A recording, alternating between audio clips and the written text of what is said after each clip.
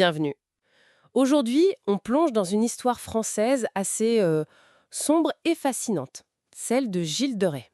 Oui, une figure majeure du XVe siècle, compagnon de Jeanne d'Arc, maréchal de France. Une fortune immense, mécène, et pourtant, l'image qu'on retient souvent, c'est celle de l'ogre de Tiffauges. Exactement. Accusé d'être, en gros, le premier tueur en série français dont on ait gardé des traces aussi détaillées. Des meurtres d'enfants, des centaines. C'est ça qui est déroutant, cette dualité. Pour essayer d'y voir plus clair, on va s'appuyer sur l'ouvrage de Roland Villeneuve, Gilles de Rais, une grande figure diabolique. Un livre qui essaye justement de démêler le vrai du faux, ou du moins de présenter les faits du dossier. Notre objectif, c'est vraiment ça, tenter de comprendre. Comment le héros a-t-il pu devenir ce monstre? Était-il coupable ou peut-être, comme certains l'ont dit, victime d'une machination? Alors, pour comprendre Gilles de Rais, il faut d'abord se replacer dans le XVe siècle. Oui, le contexte est important, j'imagine. Fondamental, c'est une époque de contraste absolument dingue. D'un côté, une foi mystique hyper intense, on croit au miracle, Et de l'autre? et de l'autre, une fascination pour le noir, les ténèbres, les sabbats. Le raffinement artistique le plus fou peut côtoyer une cruauté euh, sans nom. Et Gilles de Rais incarnerait ça.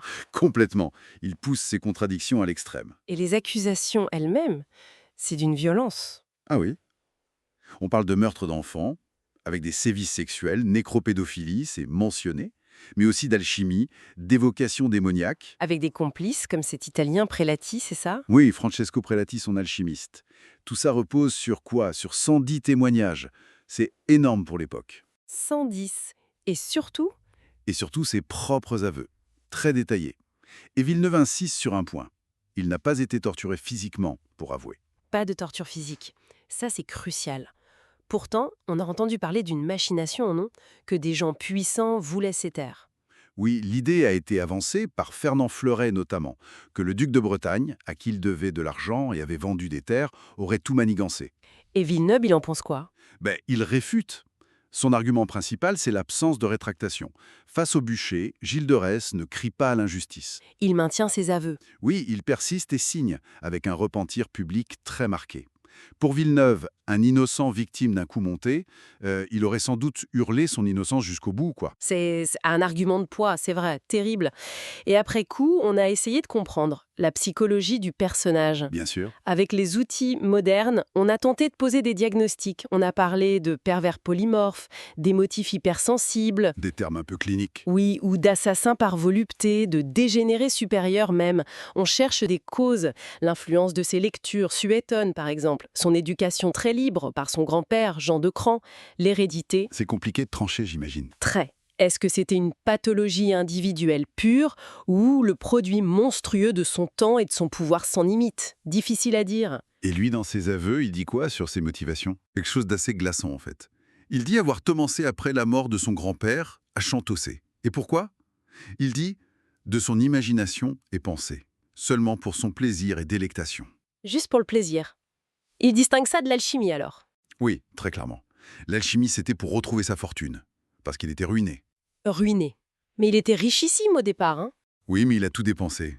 Des sommes folles pour sa collégiale des Saints Innocents, une sorte d'église privée très luxueuse, pour monter des pièces de théâtre religieuses gigantesques, les mystères. Très cher ça. Ah oui. Et puis, pour ses expériences alchimiques, ses complices.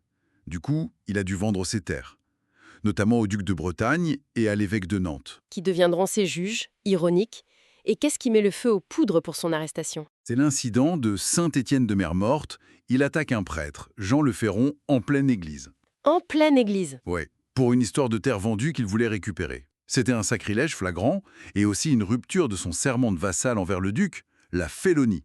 Là, c'était trop. D'où le double procès qui suit. Exactement. Un procès de l'Église pour hérésie, sorcellerie et un procès civil pour les meurtres et la félonie. Au début, il défie ses juges, Et puis il change d'attitude. radicalement. Face à la menace de la torture, peut-être aussi un retour de foi, qui sait, il fait une confession complète, très publique, très repentante. Et la sentence? Pendu, puis son corps jeté au bûcher. Mais il y a ce détail étrange rapporté par les chroniques. Ah oui. Lequel? Son corps aurait été retiré des flammes avant d'être consumé, à la demande de dames et damoiselles de haut lignage. Étrange, en effet, ça ajoute au mystère. Au final, l'énigme reste un peu entière, non? Complètement. Comment le héros d'Orléans devient ce monstre, jouet de Vétan? Les sources du procès, analysées par Villeneuve, donnent une image hyper complexe. Un homme capable de piété, de courage, mais aussi apparemment d'une cruauté et d'une dépravation extrême. Donc, on reste avec cette ambiguïté. Oui, entre les faits établis par les aveux et les témoins, même sans torture directe, les interprétations psy qu'on peut faire après coup, et puis peut-être une part d'exagération dans un procès aussi énorme. Et Villeneuve termine son livre sur une note assez troublante, qui résonne encore aujourd'hui. Oui, il pose la question, est-ce que, de nos jours, des prédateurs de ce type pourraient exister, tout en haut de l'échelle sociale, protégés par leur argent, leur statut? Un peu comme Gilles de Rais a pu l'être. Voilà.